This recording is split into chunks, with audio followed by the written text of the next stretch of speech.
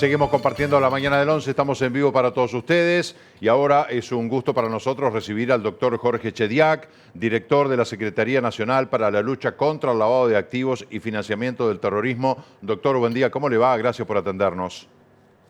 Buenos días, el agradecido soy yo. Con mucho gusto. Doctor, antes que nada, ver si hay un punto de coincidencia en su opinión. ¿Uruguay está bien posicionado en materia de lavado de activos en el contexto regional e internacional? Así es, nuestra evaluación en el año 2019 fue satisfactoria. A mitad de tabla, es decir, no estamos en los extremos. Nuestra normativa fue muy bien calificada y tenemos deberes pendientes en la aplicación efectiva de los contralores. En eso estamos trabajando muy firmemente para la mejora de gestión de la propia Secretaría Nacional. Hemos incorporado un funcionario informático para trabajar sobre los soportes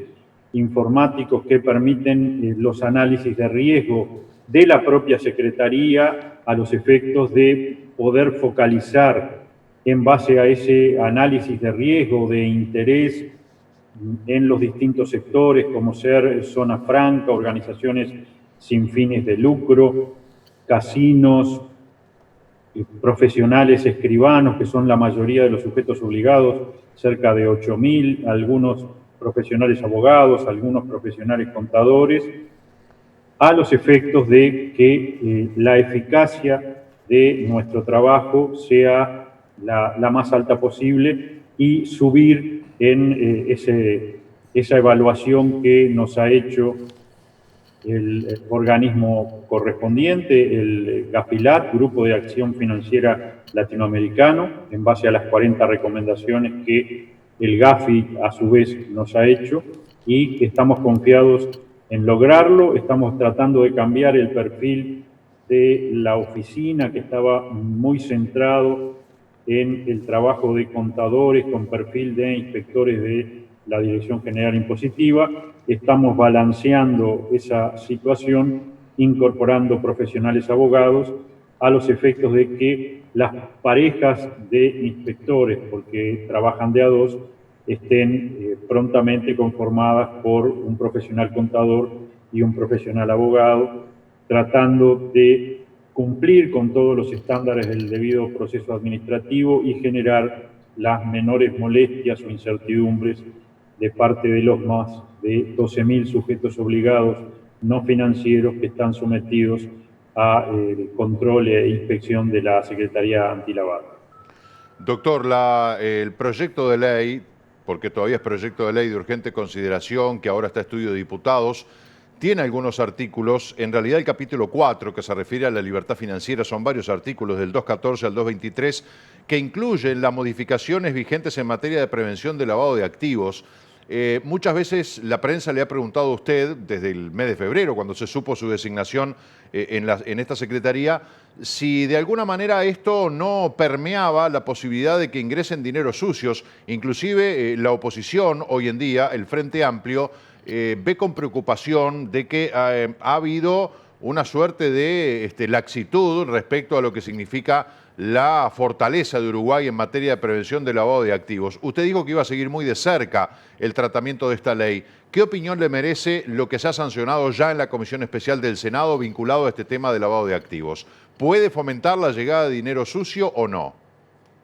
Yo creo que no mueve básicamente la aguja. Lo que se ha tratado de hacer es una racionalización de los controles que además por definición son reiterativos, es decir, por ejemplo, en un negocio normal de compraventa de un inmueble por parte, pongamos, de un ciudadano extranjero, en donde participan una entidad bancaria, un escribano o más de uno y una inmobiliaria, tienen que hacer los controles en el sistema bancario, hacer los mismos controles en la inmobiliaria y también los mismos controles el escribano que esté participando. Entonces, lo que se está tratando de hacer es racionalizar la aplicación de esos controles sin bajar la eficacia de esos controles, porque pretendemos, le reitero, incrementar la eficacia a través de la mejora, sobre todo, del relacionamiento con los sujetos obligados, la preparación. Hay una función pedagógica, preventiva, en relación a los sujetos obligados, razón por la cual, en colaboración, en diálogo con las organizaciones que representan los distintos colectivos obligados, estamos hablando Asociación de Escribanos, Colegio de Abogados, representantes de zonas francas, representantes de casinos. Estamos tratando de hacer las mejores guías de contralor que podamos, guías o formularios que le van a llevar certeza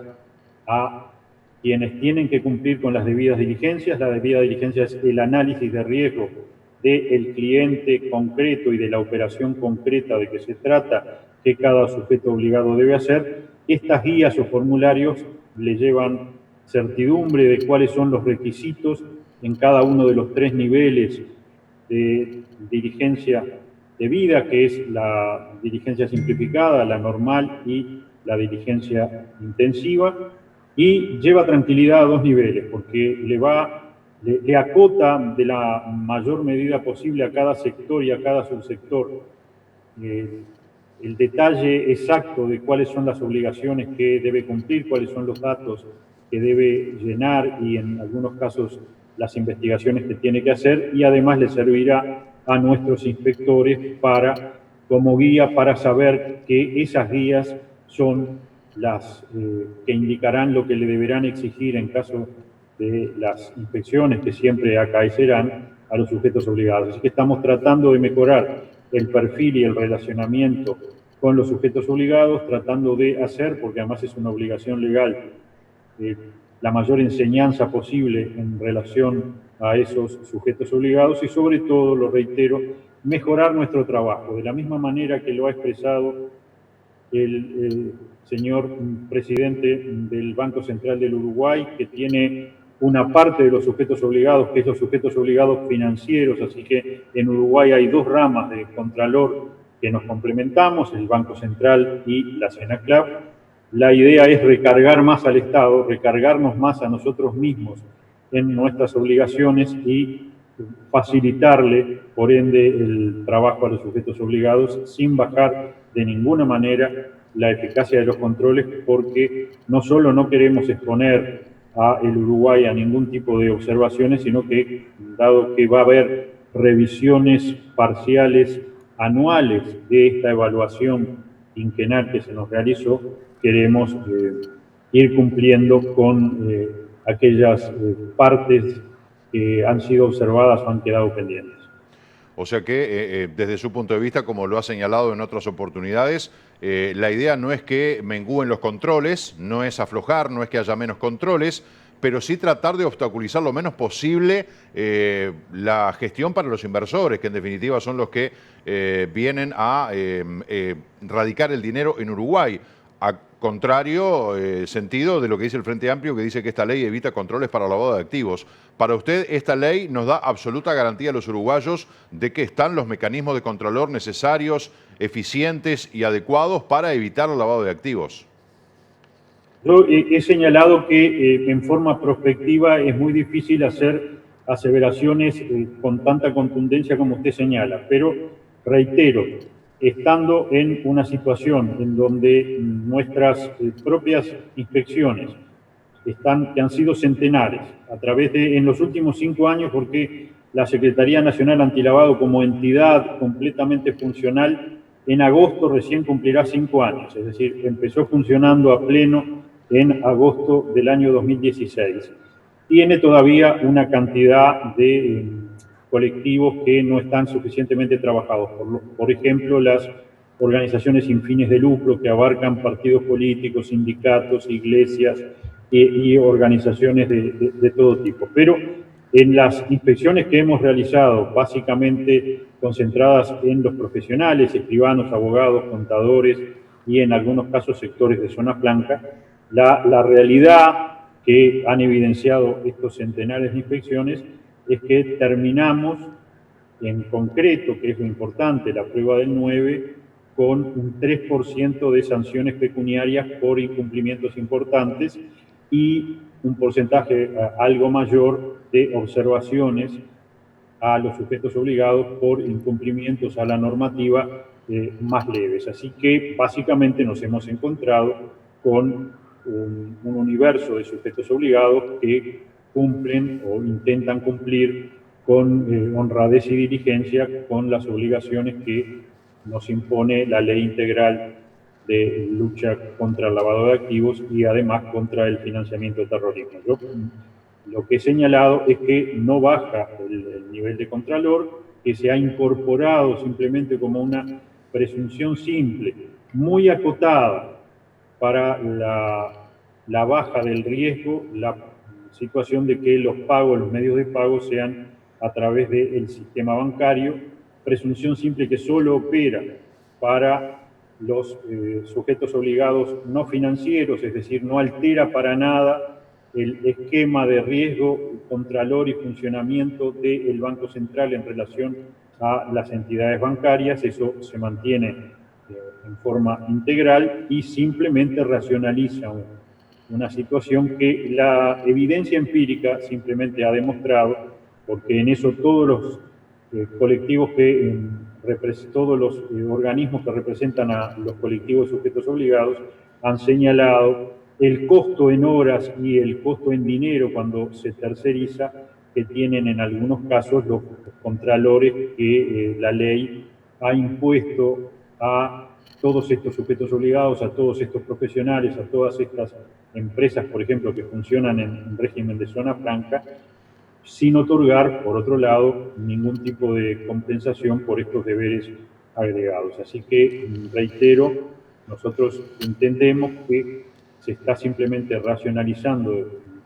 estas obligaciones de control y, por supuesto, trataremos de mejorar el nivel de eficacia de las inspecciones a los efectos de que no se incremente para nada el riesgo de operaciones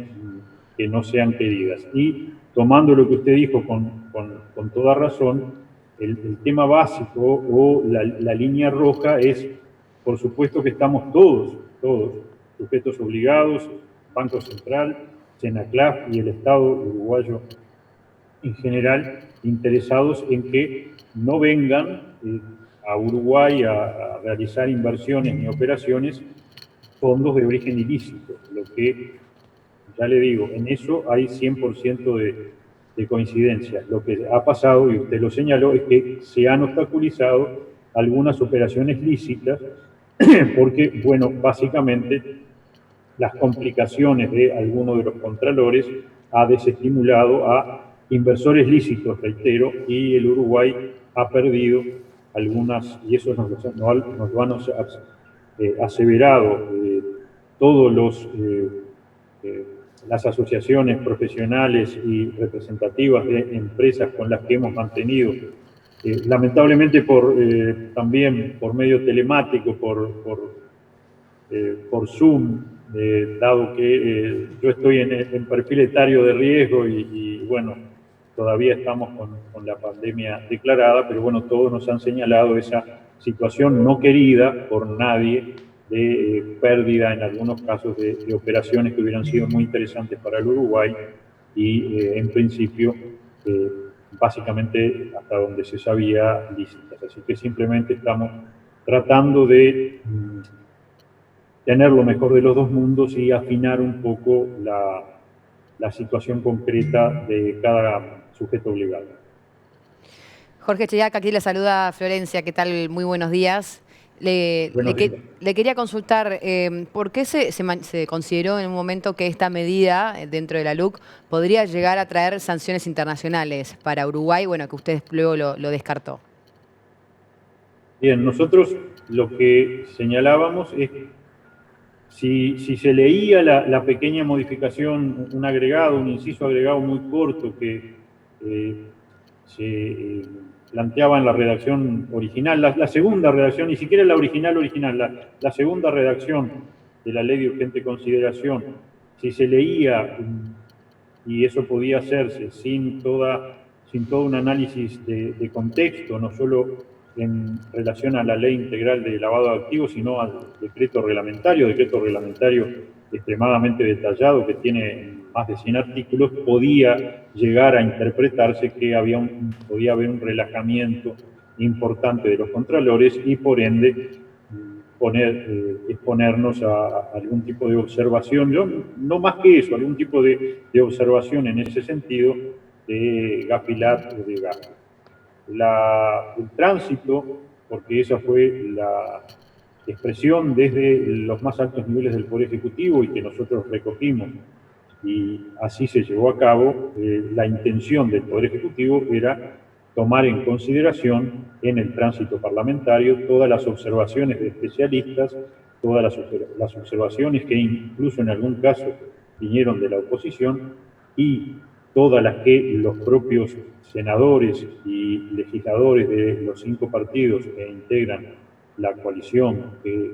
conforma el gobierno entendieran a los efectos de tener la mayor univocidad, la mayor precisión en esta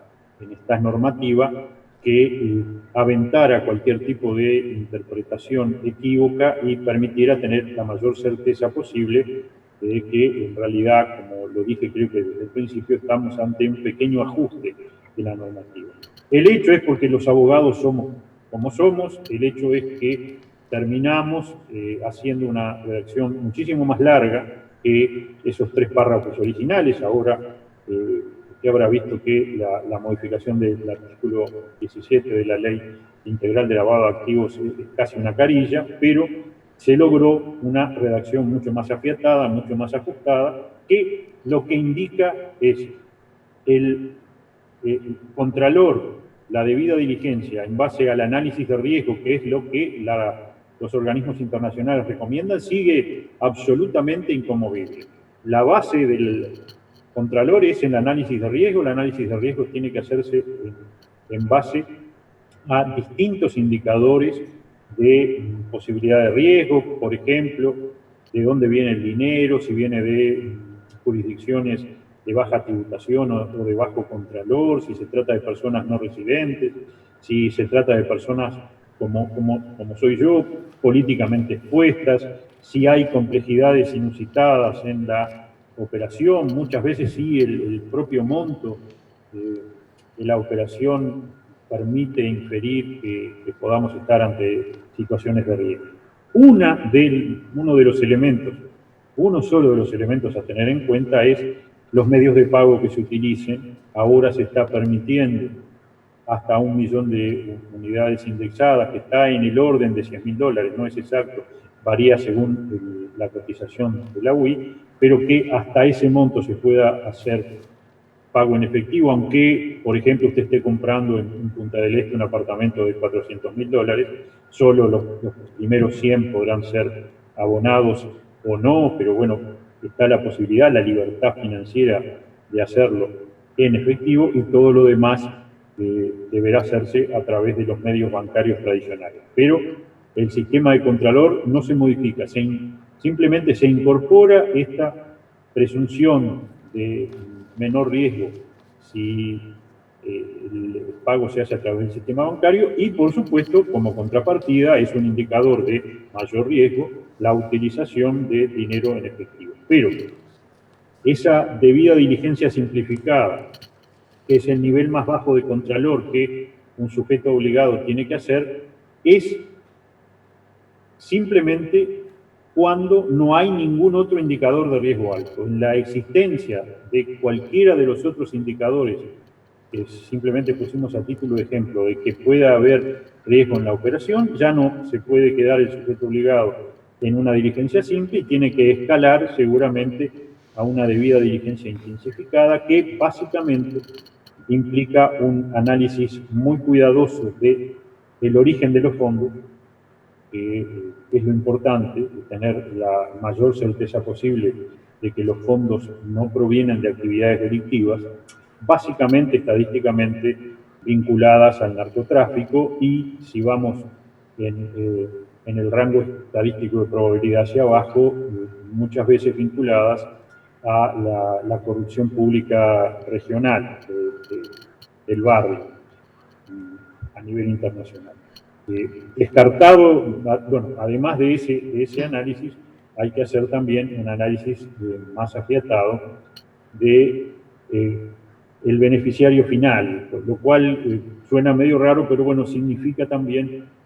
incrementar el análisis sobre cuando, por ejemplo, se trata de personas jurídicas, cómo es la integración de los accionistas, que tengan más del 15% de las acciones, tener claro que no se trata de personas de riesgo ni que se encuentren en listas internacionales vinculadas a actividades ilícitas. Lo que señalábamos desde el inicio es que este nivel de debida inteligencia, de debida diligencia intensificada ha significado en los hechos mayores costos, mayores demoras y mayor dedicación horaria, mayores complejidades a los sujetos obligados, pero por supuesto que en todas aquellas situaciones en donde se amerite, deberá hacerse a pesar de los costos y nosotros, reitero, tanto el Banco Central con su IAF, Unidad de Inteligencia y Análisis Financiero, como la Secretaría Antilavado, estaremos muy atentas y muy concentrados en aquellos sujetos obligados, por ejemplo, privados o empresas de zonas francas que estén manejando operaciones que evidencien el riesgo de tener vinculaciones con actividades ilícitas. ¿Cuál es la situación hoy en día en cuanto a las inspecciones de lavado de activos en plena pandemia? ¿Se están realizando? ¿Se planea hacer una acción muy importante y más fuerte dentro del segundo semestre? Exactamente, no. Hoy estamos en la misma situación que muchos otros organismos, sin hacer inspecciones, porque, bueno, básicamente, usted lo recordará, las inspecciones son físicas, son in situ, en las sedes de los estudios y de las empresas, entonces hemos estado extremadamente limitados por los protocolos de la emergencia sanitaria. Sí hemos aprovechado, a través del trabajo telemático, a terminar todos aquellos expedientes de inspecciones realizadas hasta marzo que estaban en trámite. Entonces, hemos procedido a acelerar la tramitación, se han archivado un número muy importante, creo que estamos en más de 200 expedientes que ya se han archivado, o bueno, algunos no, y han terminado con observaciones y en algún caso con alguna sanción pecuniaria, pero la gran mayoría se han archivado a los efectos de estar la oficina con la mayor capacidad operativa posible para, como usted señala, salir a realizar con más fuerza, dado que ha habido unos meses perdidos a ese efecto, inspecciones en el segundo semestre a partir de julio, que básicamente lo hemos dicho porque no se trata de inspecciones sorpresas, sino de inspecciones que, ya le digo, focalizadas en análisis de riesgo y que no pretenden llevar intranquilidad a los sujetos obligados, bueno, focalizadas en todas aquellas empresas que tienen operativa en zonas francas. Así que ese va a ser uno de los puntos importantes en el segundo semestre de este año y además comenzar también en base a análisis de riesgo o de interés de fiscalización de sujetos obligados con todo ese importante colectivo de las organizaciones sin fines de lucro. Por supuesto, concentrándonos en aquellas de mayor importancia, reitero, sean partidos políticos, iglesias, sindicatos y organizaciones de todo tipo, incluso, me olvidaba, clubes deportivos, es decir, esta categoría es una de las más numerosas. Tiene miles de organizaciones sin fines de lucro, pero por supuesto estimamos hasta el presente que no más de 600 o 700 sean en definitiva por el volumen de sus ingresos anuales, por sus volúmenes patrimoniales, no más del 10% seguramente sean efectivamente sujetos obligados y por allí empezaremos también en el segundo semestre las inspecciones físicas. Doctor, sabe que tenemos una cantidad de temas para hablar. Yo me hice aquí una ayuda a memoria. Se nos está quedando corto el tiempo, se nos está yendo el tiempo. Hay dos afirmaciones que creo que corresponden a ustedes. La primera es que Uruguay tiene los mecanismos como para investigar la corrupción. Y la otra, que usted negó que los políticos no quieren investigar. O sea, usted afirma que los políticos están a fin de investigar la corrupción. Sin embargo, cuando Ricardo Gil Iribarne, presidente de la Junta Anticorrupción, dejó el cargo, le avisó al presidente que se iba. Nadie le dijo hasta luego Ricardo, se fue, es un organismo de transparencia que está acéfalo. Dijo lo contrario, dijo evidentemente a los políticos uruguayos no les interesa investigar porque no han respaldado, no han apoyado la permanencia de esta Junta Anticorrupción. ¿Cómo le parece a usted que se puede dirimir esta realidad con dos versiones claramente encontradas? Y yo por supuesto, no quiero hacer ningún tipo de contrastación pública porque no corresponde, sobre todo con un ex integrante de la Junta de Transparencia y Ética Pública, que además de alguna manera fue antecesor mío, porque también, claro, aunque tenía otro nombre, dirigió el antecedente de esta oficina que hoy es la Secretaría Nacional Antilavado. Yo lo que señalaba, sobre todo en los periodos anteriores, básicamente en el gobierno anterior al anterior, en el segundo de los gobiernos del gobierno Mujica. El gobierno del señor presidente Mujica, es que los organismos de Contralor, en este caso hablaba del Poder Judicial, sentíamos que no había interés político en reforzar nuestras dotaciones presupuestarias, que creo que de eso estamos en general hablando todos los organismos de Contralor, porque tengamos claro que el macroorganismo de Contralor del Uruguay es el Poder Judicial. Es muchísimo más grande que todos los otros organismos de Contralor juntos, sea Tribunal de Cuentas, Tribunal de lo Contencioso Administrativo, Junta de Transparencia, Senaclap. El Poder Judicial es la gran parte del león de los organismos de Contralor, y bueno, es bastante notorio que en ese quinquenio fuimos ignorados absolutamente el inciso 16 en las instancias presupuestarias, lo cual puede llevar a esa sensación de que no haya interés en que estos organismos de Contralor, que son tan importantes, pero tan importantes que no se puede exagerar su importancia a los efectos del funcionamiento de la República, del sistema democrático, de los pesos y contrapesos, frenos y controles que hacen a esta, reitero, democracia plena, una de las 20 democracias plenas que en más de 150 países del mundo existimos. Así Sin duda. Yo lo que reitero es la importancia en dotar a todos los organismos de Contralor de aquellos fondos presupuestarios y funcionarios necesarios para cumplir de la mejor manera posible la función de Contralor. En relación al Poder Judicial, también he aseverado que se pudo hacer, que a través de ahorros muy importantes en la gestión y en el funcionamiento, no de la manera que hubiéramos querido, pero sí se siguió durante todo el periodo y hasta el presente, realizando a nivel satisfactorio, no a nivel excelente, pero a nivel satisfactorio el Contralor. En el caso concreto, para no evadir la pregunta, de la Junta de Transparencia y Ética Pública, la realidad es que se trata de un organismo muy chico. La Senaclaf también tenemos en el orden de 25 funcionarios, pero bueno, con los medios adecuados, con los cruzamientos de información y la colaboración entre los distintos sujetos, yo creo que podrá incrementarse en la mayor medida de lo posible el funcionamiento de estos organismos. Señalar además que, por supuesto, en los cambios de gobierno, en los cambios de administración, no ha sido infrecuente la demora en los recambios de autoridades. Así que yo descuento que a la brevedad se procederá en el caso de la Junta de Transparencia y Ética Pública. Ustedes recuerdan que requiere peña del Senado de la República, como tantos otros cargos importantes de gobierno, bueno, que se procederá a enviar los nombres y a otorgar, si así lo entiende el Senado de la República, las venias para la integración de la Junta de Transparencia y Ética Pública. Lo otro concreto, le digo, no corresponde hacer... Está bien.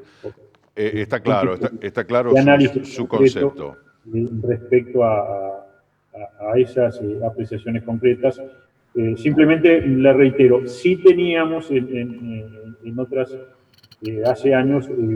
alguna sensación parecida en el sentido de que no se atendían adecuadamente nuestros reclamos y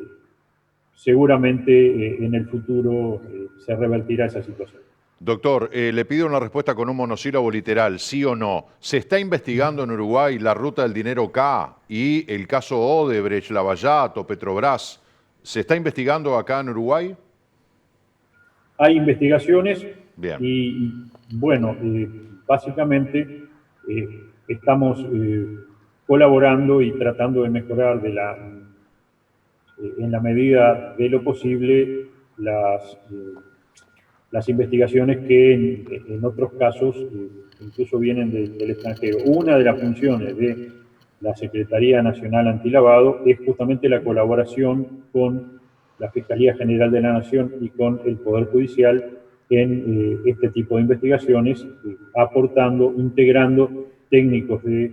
la Secretaría especializados en este tipo de investigación. Doctor Chediak, le agradecemos muchísimo esta comunicación, nos quedan temas para conversar, el tema de las amenazas a operadores judiciales, una gran cantidad de asuntos que preocupan a la sociedad, pero bueno, será material para una próxima entrevista. Lo quiero felicitar, me encanta la colección a escala de autos antiguos que tiene detrás suyo, soy fanático de los autos, así que más allá de prestarle mucha atención a sus palabras, no pude evitar tentarme con mirar esas bellezas que tiene detrás suyo. Usted sabe que, bueno, sí, esas situaciones de coleccionistas, tengo todo el estudio rodeado de 3 paredes de ellas con estas bellezas. A mí también me alegran. Ha sido un gusto y, por supuesto, estaremos,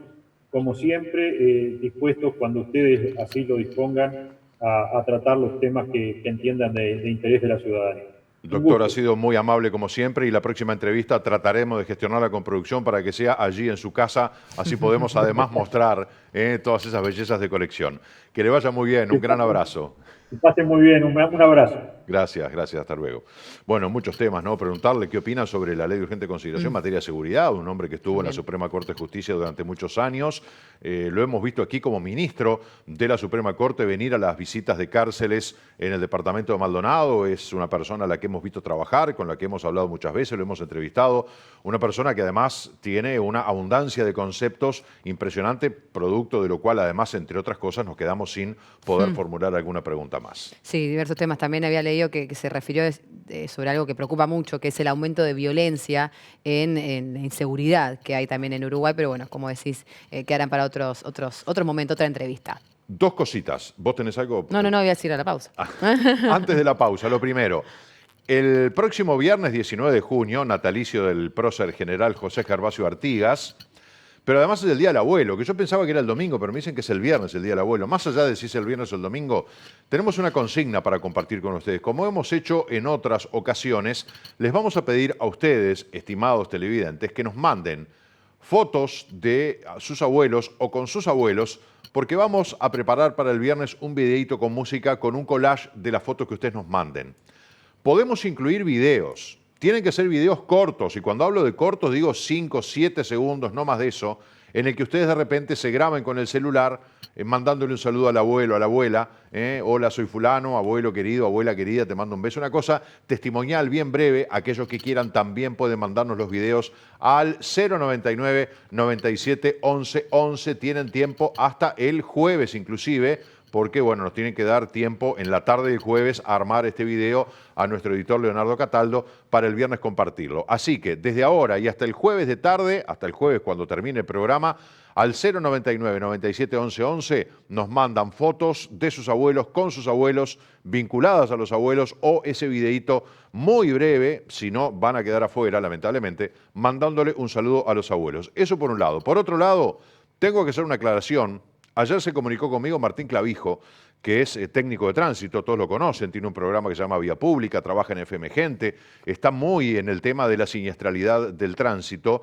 para consultarme, porque lo llamó mucha gente diciéndole que yo había dicho, eso está bueno, ¿no? Es una muestra de que, ¿cómo nos ven, de que yo había dicho de que en el accidente fatal que hubo en Ruta 39 ayer, donde perdieron la vida 2 jóvenes, yo dije que él había dicho de que los jóvenes iban sin cinturón de seguridad. Es un error de interpretación de él o la televidente o los televidentes que se comunicaron con Martín Clavijo. Yo lo que dije fue que un técnico prevencionista con el que yo hablé, extraoficialmente y solamente a través de las imágenes de televisión y de las fotos que pudo ver este técnico prevencionista, infería de que los ocupantes de los autos iban sin cinturón de seguridad porque se veía que los habitáculos de los vehículos estaban bastante sanos, que no hubo una cuestión de que los habitáculos quedaran deformados y la gente muere como consecuencia del impacto, que eso le hacía presumir de que irían sin cinturón de seguridad y al ir con el cuerpo suelto se habrían matado. Quiero aclarar esto porque ni nombré al técnico prevencionista que me comentó esto, pero mucho menos nombré a Martín Clavijo. O sea, le digo claramente, no fue Martín Clavijo el que me dijo eso, porque además, según también me llegó otra información, está claramente demostrado de que las víctimas de estos accidentes de tránsito sí iban con los cinturones de seguridad puestos. Así que quiero hacer la aclaración. Las personas que me escucharon, de repente escucharon a medias o estaban haciendo otra cosa o malentendieron, yo me refería a un técnico prevencionista XX con el que yo hablé por teléfono y me hizo ese comentario. Nada tiene que ver Martín Clavijo en este tema, técnico, especialista en el tema de tránsito, que en este caso no tiene, ni se me pasó por la mente Martín. Así que quería hacer esta aclaración. Muy bien, hecha la aclaración, vamos a una pequeña pausa, ya regresamos con más aquí en La Mañana del 11.